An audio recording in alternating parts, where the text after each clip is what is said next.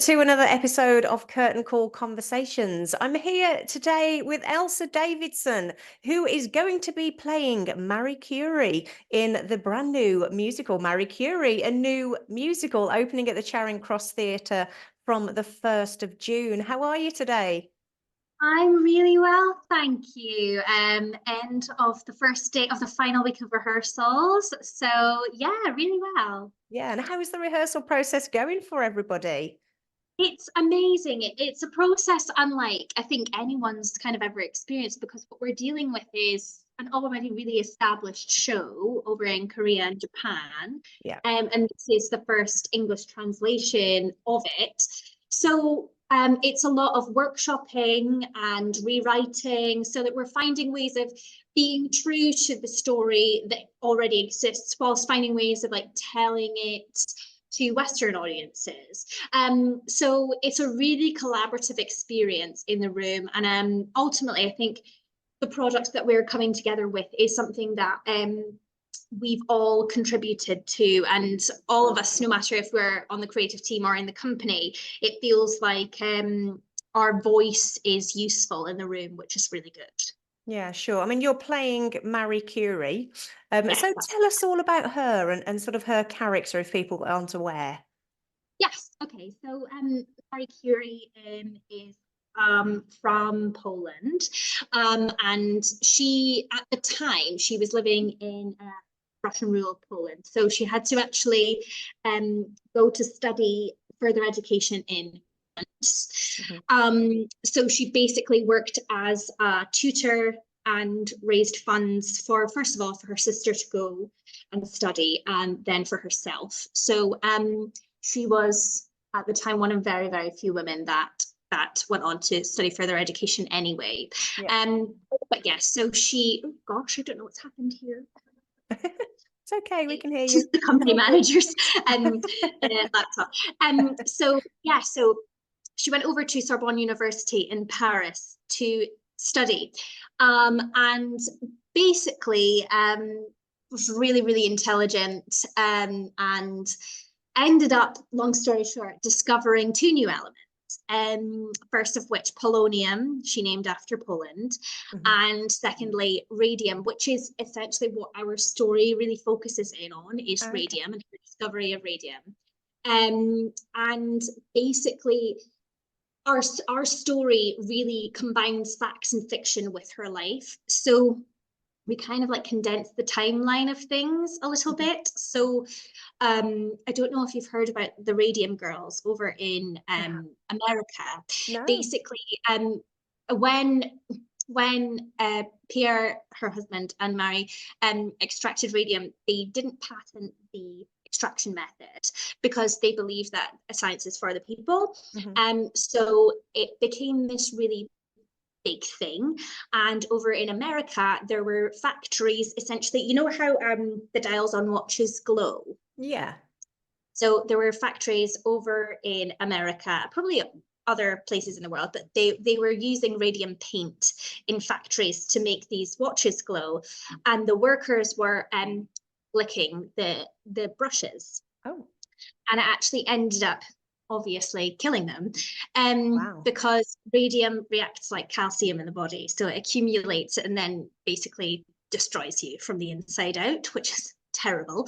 Yes. So absolutely terrible. So what Mm. we're doing is kind of like showing that in a different way. So we're repurposing the Radium Girls as factory workers in Paris, and we're having it run concurrently with her timeline so that she actually has to face up with kind of the moral complexity of like dedicating her life to something, but also seeing the fallout of what that has caused and the damage that that's caused, the lives that it's ultimately cost as well. Yeah, gosh, it's a fascinating story, isn't it? I mean, Yeah, it sounds great, and obviously, in a musical version, in yeah. musical form, even better. I mean, what's the sort of style of music that we can expect from the show? It's very epic, is what I will say. It's quite reminiscent of like Frank Wildhorn at times. It gets quite Okay. operatic sometimes. It's really beautiful. Yeah. It's not necessarily like your contemporary musical theatre sound. It has like a real like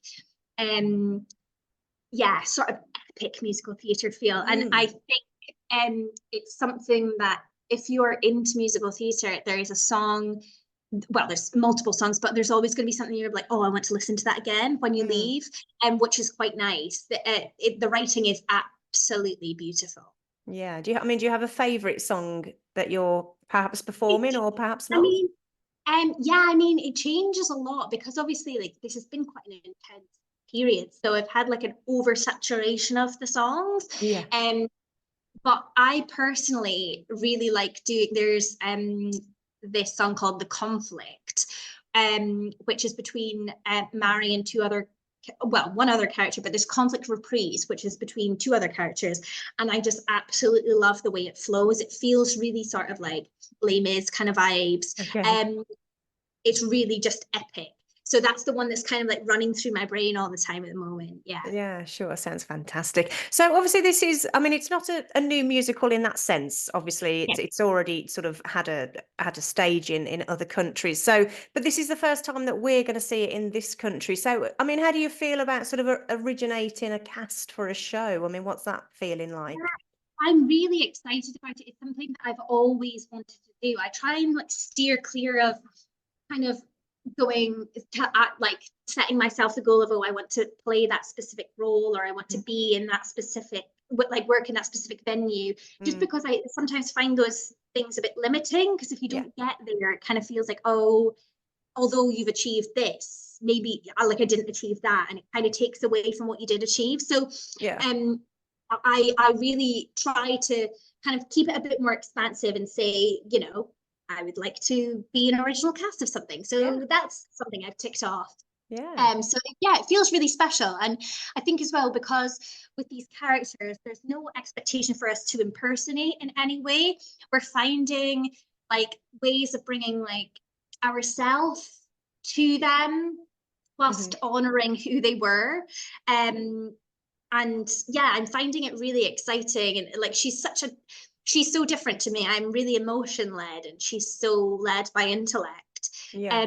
It's such an interesting role for me to play. And I just yeah, I think exploring her and how intelligent her brain Yeah. was, it's just fascinating. It really Yeah, is. yeah, absolutely. I mean, obviously, so this is a new show that you're going to be starring in. Let's talk about a show that you were in that, is massive, still massive, opening again this week at Soho Place. Heathers, of course. Yeah. I mean, you played Veronica Sawyer. What was that like? I mean, it's such a cult musical, isn't it? And, the fans go mad for it. What was it like in that role for you? It was, well, I mean, first and foremost, like revolutionary for my career. Um, Prior to getting it, I had kind of, well, I graduated in 2015 Hmm. and I hadn't really like made my mark at all in the industry.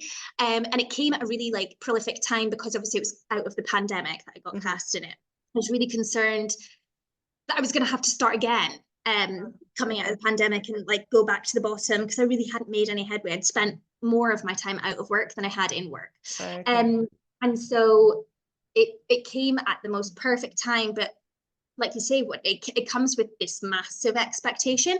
And I think because it was such a whirlwind for me at the time, I had gone from living with my mom in Scotland Yeah. and working in the hospital over the pandemic up in Aberdeen to like literally 3 days later being back in London and in rehearsals for like my dream role. So it was like this Yeah. overwhelm of the senses initially. Yeah. Um, and I obviously spent a really long time with the show. I was there for 8 months, nearly Hmm. 9. Um, and I think I learned so much from playing her. She is like honestly just the dreamiest role Yeah. for a woman. I just think like honestly she's written so amazingly, Yeah. such brilliant songs. The script is unbelievable.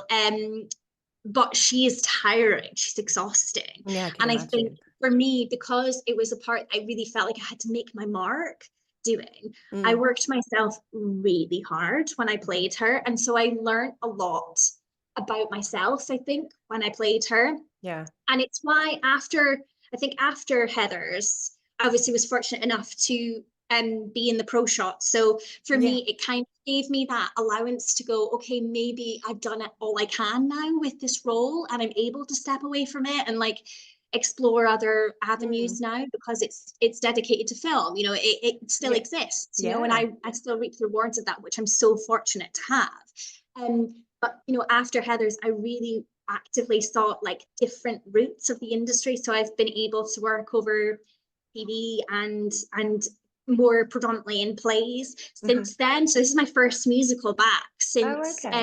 since Yeah. Heathers. And I'm really, really glad that I had that time away from it, because I'm being able to like download it all and digest it and Yeah. process it. And I'm Mm. ready to come back and be a leading lady again. So Yeah. yeah, it was ultimately a phenomenal part of my life, Yeah. Yeah. and a very exhausting part of my life as well. Yeah, Yeah. I can imagine. I mean, the range of emotion really for the character is vast. And I mean, vocally as well, there are Yeah, some big numbers for Veronica in that absolutely. show. I mean, Yeah. how do you manage your voice for that length of time? I think I was definitely my most vocally athletic at that period in my life. Mm.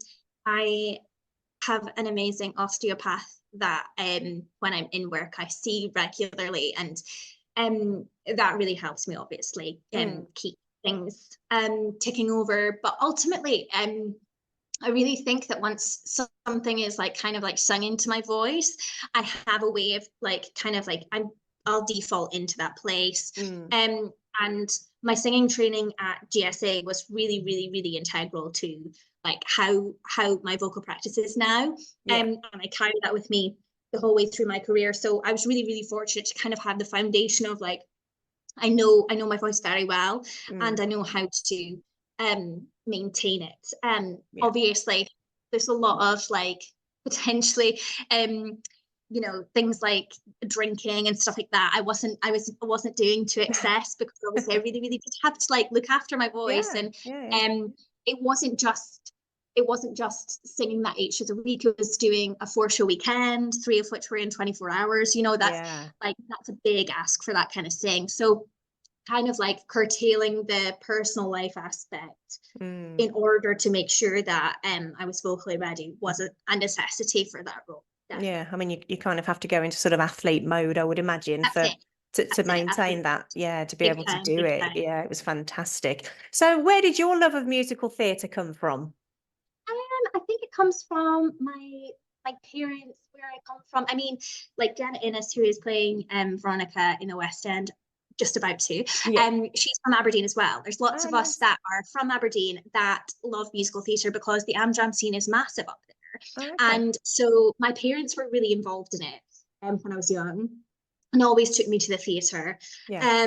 And so that's really where my love of theatre came from. Um, quite quite, I don't know, serendipity. I don't know how to say Yeah. that word, like serendipitously. My first musical that I ever saw was Blood Brothers, which obviously was Bill's. Oh, I love that. Yeah. So yeah, it's nice. It was like a nice full circle moment for me. And yeah, it kind of just I was always fortunate enough to be taken to the theatre and to Mm. go to Amdram, and yeah, that's it basically. Yeah. That was my introduction to theatre. Oh, fantastic. So, do you have, you mentioned Blood Brothers there. Do you have a favourite musical? I mean, would it be that one as a lasting memory for you Um, or? you know, there are so many musicals that I feel have like impacted on me. I spent a lot of my teens listening to Next Normal. Obviously, that's been Okay. the West End, Yeah. it's coming back, hasn't it? Mm. But that really was a huge influence on my teenage years. I listened to that on repeat, absolutely loved it. But I think ultimately, I think it would have to be a Sondheim for me. I just think he's just an absolute genius. I Yeah. adore Sunday in the Park with George. I think Oh, it's just beautiful. Yeah. yes. Yeah. Agree. Agree. You can't go wrong with a Sondheim musical. I No, mean, you oh yeah, can't. absolutely agree. So let's just talk about Marie Curie just once more before we go. Why should Yeah. people come and see the show?